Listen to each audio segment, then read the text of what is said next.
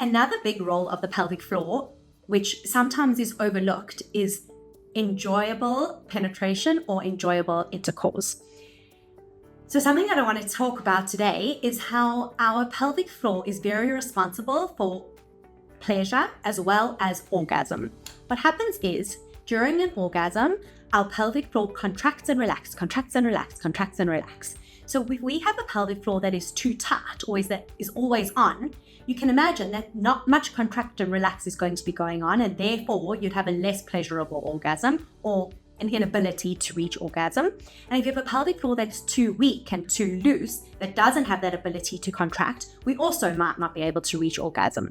So having a pelvic floor that functions and can contract fully and relax fully, the same way our bicep, we look at any muscle, we want our muscles to contract all the way beautifully and strong, and then have the ability to relax completely. Same with our pelvic floor.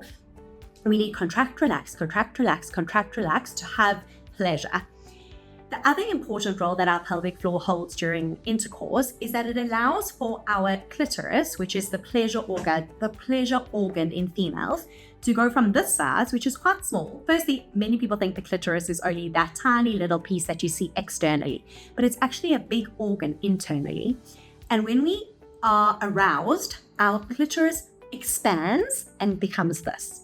It enlarges with blood flow, and our pelvic floor enables that. Our pelvic floor directs the blood flow, it pumps the blood to the correct areas and allows our clitoris to enlarge, and therefore allows for increased pleasure. Another very important role of our pelvic floor during intercourse is that it stops urine from coming out. So while we're having this pleasurable experience, we need that urethral opening where our wee would come out of to close shut so that we're not letting out urine every time that we experience an orgasm.